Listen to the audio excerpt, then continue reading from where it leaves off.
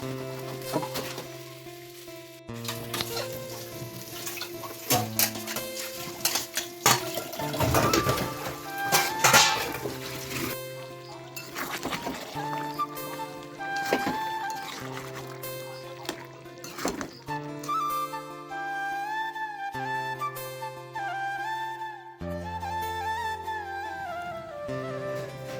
Morning সবাইকে। ইন্দ্রপম্পা lifestyle ব্লগের আরেকটি নতুন ভিডিওতে তোমাদের সবাইকে স্বাগত। তো কেমন আছো সবাই? আমরা সবাই ভালো আছি। আর একটা নতুন ভিডিও নিয়ে চলে আসলাম, নতুন ব্লগ। তো আজকে আমি এখন বাজে 8টা, এক্ষুনি উঠলাম, জাস্ট 10 মিনিট হলো। গিন্নি অনেক আগেই উঠে গেছে, কাজকর্ম প্রতিদিনের মতো আমার আগে সব রেডি করে ফেলেছে। তো আমি বাইরে থেকে ভিডিওটা স্টার্ট করলাম। বাড়ি এখন ফাঁকা, সবাই চলে গেছে, দিদি, জামাইবাবু, ভাগ্নি, মা, বাবা সবাই ছিল, সবাই চলে গেছে। দিদির অপারেশনও ঈশ্বরের কৃপায় সুস্থভাবে হয়েছে, আর বাড়ি নিয়ে গেছে, এখন মোটামুটি ভালো আছে। তো তোমাদের আজকের ভিডিওতে দেখতে পাবে যে দিদির গলব্লাডারের যে পাথর হয়েছিল কতটা বড়। ডক্টর বলছিল যে পাথরটা রুদ্রাক্ষের মতো। আমার লাইফে প্রথম এত বড় পাথর অপারেশন হলো।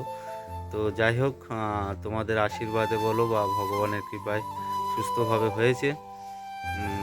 আর এখন দেখো গিন্নি কী করছে, মাম্মাম্বা কী করছে। চলো একটু ঘরের দিকে যাই। যাওয়ার আগে মনে পড়লো যে গিন্নি সকালবেলা উঠে মাম্মামের সব কাঁথাগুলো কেচে, কাপড়গুলো সব কেচে দিয়েছে, মেলেও দিয়েছে।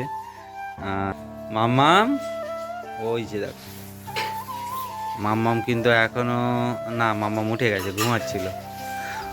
ওই ওই সাড়া দিয়েছে, মাম্মা সাড়া দিয়েছে। কই তুমি এইদিকে ফেরো। মাম্মা, মাম্মাম কোথায় গেল? ও মাম্মাম, তুমি উঠে গেছো? গুড মর্নিং বলে দাও একটু সবাইকে, গুড মর্নিং বলো।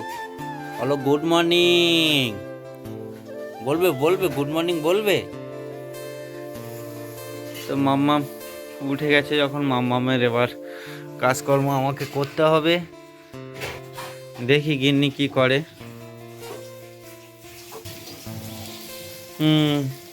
এটা কি দিয়ে ভাজা হচ্ছে?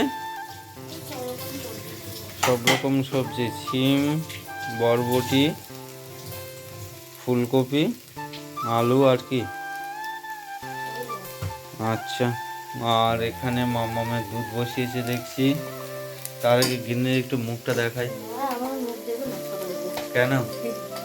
তাকাও একটু।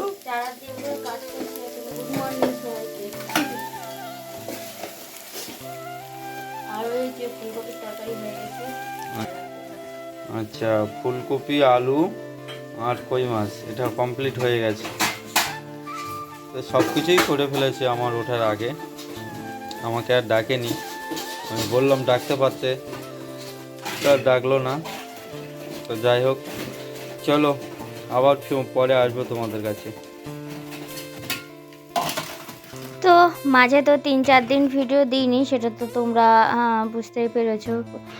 আগের ভিডিওতে তোমাদেরকে বলেছি যে কি কারণে ভিডিও দিতে পারছি না। টুকটাক ভিডিও করছি, কিন্তু সেইগুলো যে এডিট করব, ভয়েস দেব, মানে সেই সেই সুযোগটা আর কি হয়ে ওঠেনি। তো যাই হোক, কালকে দিদিভাইয়ের হসপিটালের ভিডিও দেখিয়েছিলাম তোমাদেরকে। তো তারপরে টুকটাক মানে সারাদিনে 1-2 করে ভিডিও ক্লিপ নিয়ে রেখেছিলাম। তো সেইগুলো কিভাবে আর শেয়ার করব? সারাদিনের পুরোটা ভিডিও করব, তবে না তোমাদের সাথে শেয়ার করব। তো যাই হোক, দিদিভাইকে 4 দিন মতো হসপিটালে রেখেছিল, মানে নার্সিংহোমে রেখেছিল। তারপরে আর কি ছেড়ে দিয়েছিল। তো জামাইবাবুরা সিদ্ধান্ত নিল একেবারে গাড়ি বুক করে ওরা বাড়িতে নিয়ে চলে যাবে। আর বুঝতেই পারছো আমাদের এখানে একটাই ঘর, আর মামাম তো সারাক্ষণ বেডে শুয়ে থাকে। আর দিদিভাইকে মিনিমাম 10 থেকে 15 দিন আর কি বেড রেস্টে রাখতে হবে। আর মানে দিদিভাইয়ের অপারেশনের জায়গাটা খুবই খারাপ অবস্থা আর কি। সেখান থেকে পাইপ লাগানো আছে, মানে ওই পাইপটা একটু নড়াচড়া হলেই সমস্যা আর কি। তো যাই হোক, জামাইবাবুরা দিদিভাইকে ওরা কালকেই মানে বাড়িতে নিয়ে চলে গেছে, ভালোভাবেই গেছে, ফোন করেছিল। তো মনোযোগ দিয়ে মাথা নিচু করে কি করছে বলো তো? এই আদা কাটছে, রসুন ছাড়াচ্ছে। বাবা মা বিয়ে বাড়ি গেছে, হ্যাঁ, আমাদের তো আর যাওয়ার উপায় নেই, এই জন্য বাড়িতে ভাবলাম একটু তো মাংস মন খাই। খারাপ করছিল। বললো যে বাবা মা বিয়ে বাড়ি যাচ্ছে, তো কি করি? তা বললাম চলো আমরাও বাড়িতে বিয়ের অনুষ্ঠানের মতো খাওয়াটা করি। তাই গিয়েছিলাম একটা অন্য মাংস নিতে, কালবাট বলো না। কালবাট মুরগির মাংস। তা পাইনি, অবশেষে না পেয়ে কি করব না খাসি নিয়ে আসলাম, দুজন লোক খাবো সেই অনুসারে নিয়ে এসেছি। তো তারই সরঞ্জাম চলছে এখন। এসে দেখি গিন্নি অলরেডি আগে সব কিছু কেটে কুটে রেখেছে। আলু ভাজা হয়ে গেছে, আর এদিকে সব মশলা করে ফেলেছে অলরেডি। আর এসে সঙ্গে সঙ্গে মাংস বসিয়ে দিয়েছে।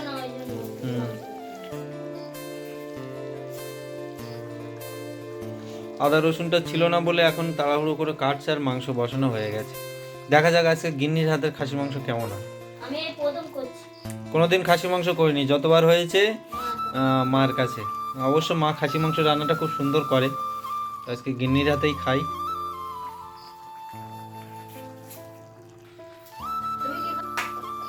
তো চলো আবার পরে আসবো, দেখা হবে পরে। আমরা দুজন কাজবাজ করছিলাম, ওই জন্য মাম্মামকে পুরো প্যাকেটিং করে রাখা। আর দেখো এখনই মশারি টানানো, ঘরে মশাও হচ্ছে খুব এখন। আর ও শুধু বাইরে থেকে হু হু করছে, কোলে ওঠার জন্য হাত তুলছে। তো চলো আবার পরে আসছি, মাম্মামকে নিয়ে এবার বসবো আমি।